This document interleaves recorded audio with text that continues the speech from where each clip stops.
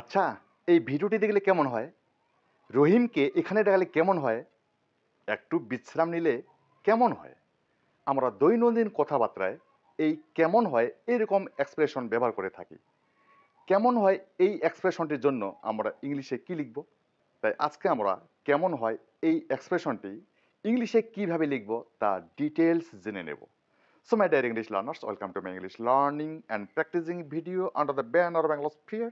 And we know that Anglosphere is an English learning and practicing platform.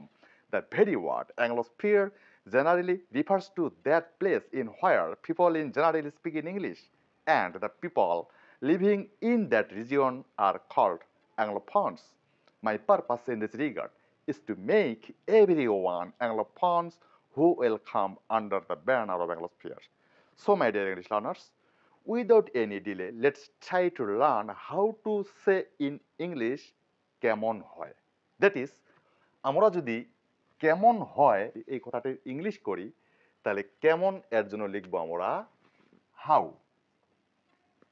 আর হয় এর জন্য লিখবো আমরা ইজ। তাহলে হলো হাউ ইজ মানে কেমন। এটা দ্বারা কিন্তু আমরা কেমন হয় ভাবটি প্রকাশ করতে পারলাম না। যেমন বলতে পারি হাউ আর ইউ, তুমি কেমন আছো, আমরা প্রশ্ন করলাম। হাউ ইজ দ্য পেন, কলমটি কেমন, এটা আমরা প্রশ্ন করলাম। বিধায় যখন হাউ এর পরে আমরা ইজ ব্যবহার করব, কেমন হয় এই শাব্দিক অর্থে যদি আমরা এর ইংলিশটা নিয়ে আসতে চাই তাহলে হাউ ইজ লিখব। ইনডিড এটা কিন্তু এভাবে হবে না, আমরা ইজ লিখতে পারবো না। কেমন হয় এটার জন্য ব্যবহার করবো আমরা হাউ অ্যাবাউট। হাউ অ্যাবাউট কেমন হয়। এরপরে কি করতে হবে, হাউ অ্যাবাউট এরপরে আমরা সরাসরি ভার্ব ওয়ান ব্যবহার করব। ভার্ব ওয়ান বলতে ভার্বের প্রেজেন্ট ফর্ম। এবং আমরা জানি about, about is a preposition, about হচ্ছে একটি প্রিপোজিশন। এবং এটাও আমরা জানি প্রিপোজিশন এরপরে যদি ভার্ব বসে তাহলে কিন্তু সেই ভার্বের শেষে আমরা আইএনজি যুক্ত করব। তাহলে যদি এখানে অ্যাবাউট একটি প্রিপোজিশন এরপরে আমরা ভার্ব ব্যবহার করেছি তাহলে নিঃসন্দেহে এখানে আমাদের আইএনজি হবে। আসলে আমরা প্রতিটি গ্রামারের টার্মগুলো যদি মুখস্থ করার চেষ্টা করি সেভাবে আমাদের অনেক অনেক শ্রম দিতে হবে। সেটা না করে আমরা যদি বুদ্ধি খাটিয়ে আমরা পর্যায়ক্রমে ইংলিশ শেখার চেষ্টা করি, প্র্যাকটিস করার চেষ্টা করি, লেখার চেষ্টা করি, তাহলে আমরা ভুলগুলি এড়িয়ে চলতে পারবো এবং একটি জুৎসই ইংলিশ শিখতে পারবো। যেমন যদি আমি মুখস্থ করি এই প্যাটার্নটি, হাউ অ্যাবাউট প্লাস ভার্বের শেষে আইএনজি, এই মুখস্থ আমার না থাকতে পারে, কিন্তু যদি আমার রুল জানা থাকে, যখনই আমি জানবো এখানে অ্যাবাউট লিখেছি, অ্যাবাউট একটি প্রিপোজিশন, এরপরে ভার্বের শেষে কিন্তু আইন যুক্ত করতে হবে, আমাকে ভার্ব প্লাস আইএনজি মুখস্থ করতে লাগবে না। আমি জেনে নেব অ্যাবাউটের পরে আইএনজি হয়, লেখার সময় আমি বা বলার সময় ঠিক আইএনজি যুক্ত করেই বলবো। তাই শুধু মুখস্থ নয়, আমাদের বুদ্ধিমত্তার ব্যবহার দেখাতে হবে। তাহলে প্যাটার্নটি আমরা কেমন হয় এটার জন্য ইংলিশ ব্যবহার করবো হাউ অ্যাবাউট। হাউ অ্যাবাউট এখন সাধারণ ইংলিশ আমরা যেভাবে সাবজেক্ট পরে ভার্ব অবজেক্ট ব্যবহার করে থাকি সেই প্যাটার্ন অনুযায়ী আমরা বাংলাটা ইংলিশ করব। শুধু এখানে কেমন হয় এর জন্য ব্যবহার করবো হাউ অ্যাবাউট এবং এটি দিয়েই শুরু করব। কেমন হয় দিয়ে শুরু করব। তাহলে একটা গান গাইলে কেমন হয়, কেমন হয় এই কথা দিয়ে শুরু করি, লিখবো হাউ অ্যাবাউট। হাউ অ্যাবাউট কেমন হয়, ভার্বের শেষে আইএনজি। ভার্ব এখানে গান গাওয়া, গান গাওয়া, গাওয়া ইংরেজি সিং। তাহলে এই সিং ভার্বের শেষে আমরা আইন যুক্ত করলাম। হাউ অ্যাবাউট সিঙ্গিং, কি গাইলে, একটি গান, তাহলে a song. How about singing a song, এটা কিন্তু প্রশ্ন করা বোঝালো, বিধে আমরা এখানে প্রশ্নবোধক চিহ্ন দিব। একটি গান গাইলে কেমন হয় মানে প্রশ্ন, জিজ্ঞাসা করলাম এই আমরা যে একটা গান গাই কেমন হয়, যেহেতু প্রশ্ন করা বোঝায় বিধে আমরা প্রশ্নবোধক চিহ্ন দিতে হবে এবং আমাদের বলার এক্সপ্রেশনটি যেন প্রশ্নবোধকের মতো হয়। তদ্রুপভাবে একটা বাইক রেস হলে কেমন হয়, আমরা বন্ধু বান্ধবের মধ্যে বলে থাকি গাড়ি চালাতে চালাতে, দোস্ত একটা বাইক রেস হলে কেমন হয়। যদিও বাইক রেস আমাদের করা উচিত নয় এবং আমি বলি না যে কেউ আমরা বাইক রেস কাউকে ইনস্টিগেট করি যে আসো আমরা বাইক রেস করি, ডেঞ্জারাস, সেটা করা যাবে না। জাস্ট বাংলা টু ইংলিশ করার জন্য আমি এটা একটি উদাহরণ নিলাম। একটা বাইক রেস হলে কেমন হয়, তাহলে হাউ অ্যাবাউট। হাউ অ্যাবাউট হলে, হওয়া মানে করা বা থাকা। হাউ ওয়ার্ড এখানে আমরা হ্যাভিং করতে পারি, গেটিং করতে পারি, ডুইং করতে পারি। সবচেয়ে better having. How ever having a bike race. How ever having a bike race একটা বাইক রেস হলে কেমন হয়? তদ্রুপ বলতে পারি একটা চা পার্টি হলে কেমন হয় দোস্ত? চুটিয়ে আড্ডা পিটাতাম।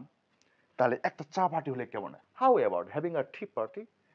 তাহলে ঠিক আমরা নিয়ে আসবো হাউ অ্যাবাউট, ঠিক ওটার মধ্যে ভার্ব নিয়ে আসবো having a tea party. How about having a tea party dear friends? Let's cheer. ইংরেজি শিখলে কেমন হয়? ইংরেজি আমাদের শিখতে হবে।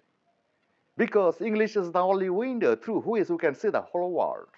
কারণ একমাত্র ইংরেজি হচ্ছে সেই ভাষা যার মাধ্যমে আমরা সারা বিশ্বকে দেখতে পাই। Because English is an international language. If you want to go abroad, we must know how to speak English, because we need to communicate with the foreigner, and every foreigner knows English. And if we don't know English, we will not be able to communicate with them. For the communication purpose, we need to learn English. So, ইংরেজি শিখলে কেমন হয়? ইংরেজি শিখলে 100 ভালো হয়। কিন্তু এটা আমরা ইংরেজি কি বলবো? দোস্ত, ইংরেজিটা শিখলে কেমন হয়? বিদেশ যেতে পারবো, একটা ভালো চাকরি পাবো। তাহলে ইংরেজি শিখলে কি হবে, কেমন হয়? লিখবো হাউ অ্যাবাউট। হাউ অ্যাবাউট শেখা ইংরেজি লার্ন। তাহলে এই লার্নের শেষে আইন যুক্ত করলাম। How about learning English? How about learning English? এখন প্রশ্ন হইল লাস্ট ওয়ান, অ্যাংলোস্ফিয়ারটি সাবস্ক্রাইব করলে কেমন হয়? ডিয়ার ইংলিশ লার্নার্স, আমার এই চ্যানেলের নাম অ্যাংলোস্ফিয়ার বিডি। অ্যাংলো যোগ স্ফিয়ার, অ্যাংলো বলতে ইংলিশ, স্ফিয়ার বলতে অঞ্চল, ইংলিশের অঞ্চল। আমার এখানে এই বাক্যটির মাধ্যমে আমি রিকোয়েস্ট করছি, তৎসঙ্গে ইংলিশ শেখার চেষ্টা করছি। কি রিকোয়েস্ট? দয়া করে আমার চ্যানেলটিকে সাবস্ক্রাইব করবেন।